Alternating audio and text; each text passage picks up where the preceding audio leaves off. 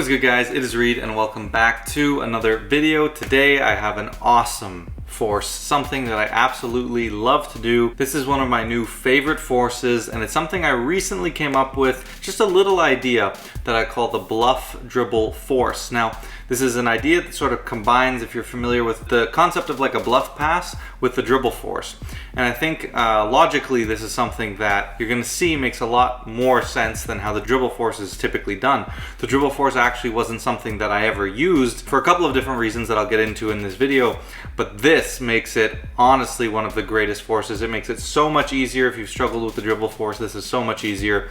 And it also operates as a control as well as a force. So if you guys would like to see more tutorials like this, make sure you like the video, share, subscribe to the channel, all that good stuff. If you'd like to check out some private lessons, you can at the link below. And also, like with anything here I create on the channel, if you have seen this move before and you do have some place that I can credit it, please let me know in the comments and I will make the changes accordingly. Anyway, this is something I recently came up with playing around and I wanted to share it with you guys, so let's not waste any more time. Let's get right into the video. All right, guys, let me show you a quick demo on the Bluff Dribble Force. So how it would work, I would ask the spectator to call stop as I dribble the cards. Let's say they call stop right here. I'll show them that card and we can leave it right about there in the middle. You can see it's gone somewhere, lost in the middle of the deck. Now the cool thing about this is not only was that a force, and obviously I forced on you the Jack of Hearts, but I actually know exactly where that card is and I have full control over the Jack of Hearts. Alright guys, so I hope you like that little force. Now from your eyes it probably just looks like a standard sort of dribble force,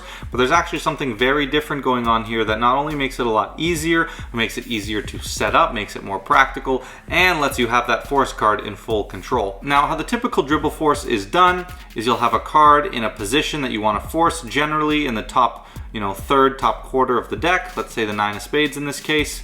You would hold a nice big thumb break and you'll dribble until the spectator calls stop and you'll drop everything above the break and show them the force card.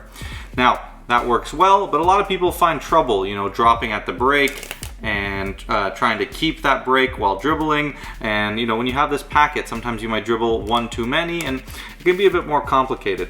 Other problem is, well, how do you set up? How do you get into a position with that force card there? Well, there's lots of ways. You can start with it on top and cut it, and then you can force that card. You can start with it on the bottom and cut it. That's generally what most people will do, but I find it a bit more clunky. Let's say I want to force the Jack of Hearts. Well, first I have to go through the deck and locate it. So I might opt for a cull, or maybe I'd opt for like a turnover pass. So I can come like this and now have it on the bottom of the deck. Now maybe I'm gonna cut it, hold a break, and now say call stop wherever you'd like, and hopefully I achieve the force properly. Now that works, but it just gets complicated. It's a lot more involved in terms of a setup. And while that might not be a problem for you, I urge you to give this idea a chance. Now for me, when I create a force, and when I do forces, it's extremely important for me that the card either starts on the top or the bottom of the deck. Because for me, setting up on the fly when I'm doing street magic, I love the practicality of just getting my force card either on top or on bottom and being able to force right from that position. So for this force, you're actually just going to get your force card to the top of the deck, and that's the secret. And the reason I call it the Bluff Dribble Force is because, similar to a bluff pass, if you're not familiar with a bluff pass, you'll have a selected card, okay? You will have a break underneath the top card. They'll call stop somewhere as you're going to return that card. You'll run your finger and pick up like this. And now they'll return their card here, but actually you've just held out one card and it made it seem like you picked up somewhere in the middle. Now when you come back, you pick up a packet as you come back, and then you dribble it, making it appear like you've left their card in the middle when you've actually left it second from top. So we're going to do something similar here. And it seems like such an intuitive idea, but at first I was very hesitant. I thought maybe there'd be some problems with the force and it wouldn't be very believable. But the more I played with it, I realized how amazing this is. So what you're going to do, you're going to get that force card on top. Now when you're ready to go for the force, you're just going to come and get a massive thumb break with that card. So what I often do is my thumb is often resting at that first knuckle on the deck, and then I'll take the card and I'll put it all the way up high. So there's a good like half-inch break here.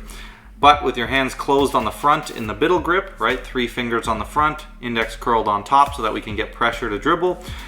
You can't see that break at all, right?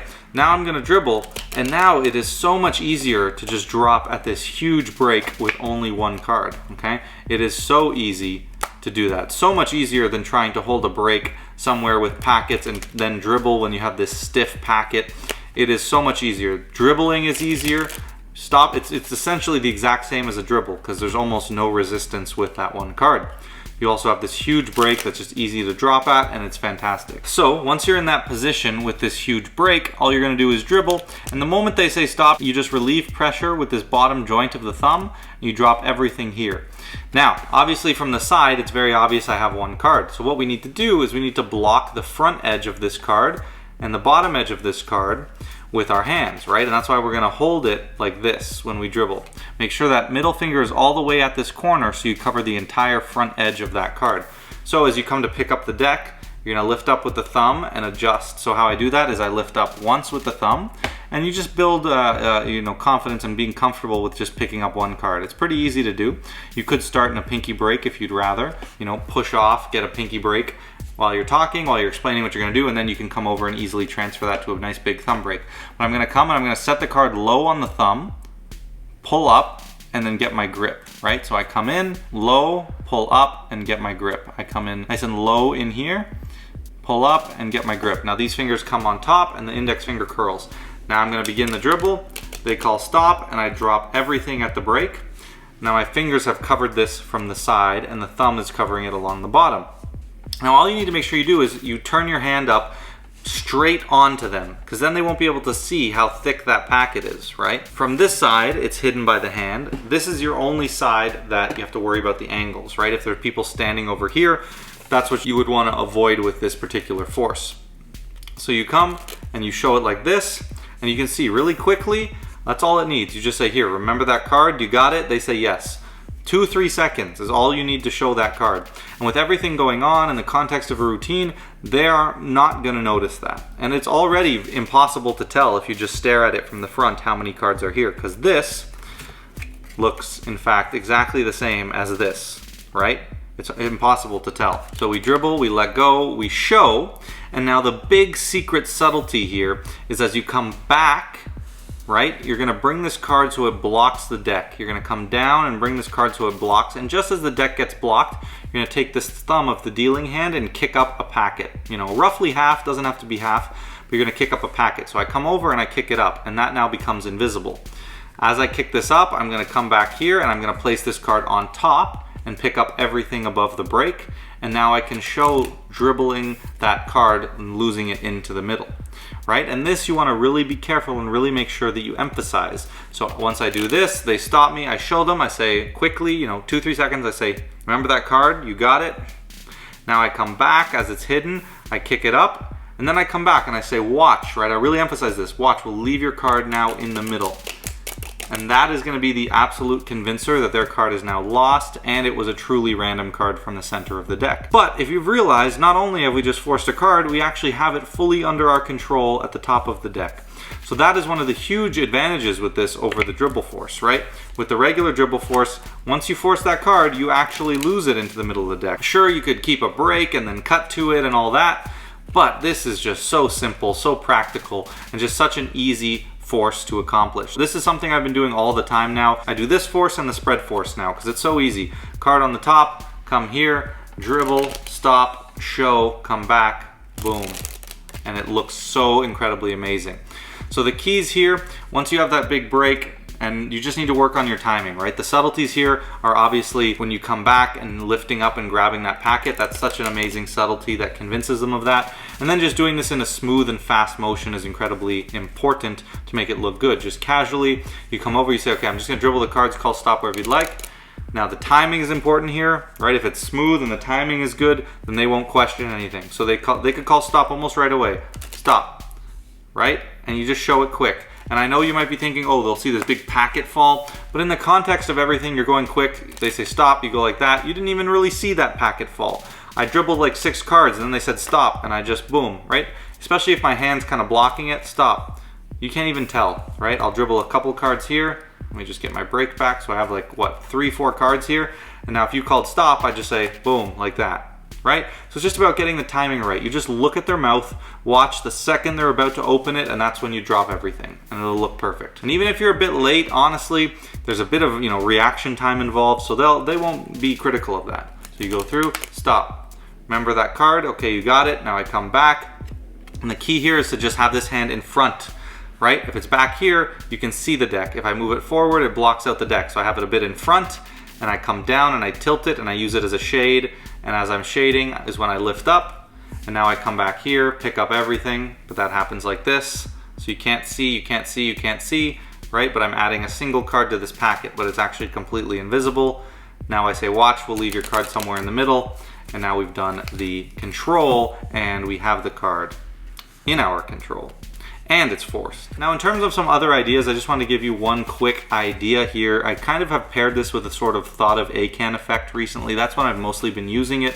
So I use a system that I haven't taught it anywhere, to, I basically show the spectators the deck like this, and they think of any card and I can know what card that is. What you could do in this case is simply have a spectator select the card and then control it to the top. So let's say for the purposes of this, spectator 1 selects the Jack of Hearts and I control it to the top. I would likely try to convince them that that's a thought of card, right? So I'd say here, just take out a card, I'd just say think of it, remember it, and then return it and control it in whatever way that I like to the top of the deck. Now they believe they're thinking of a card.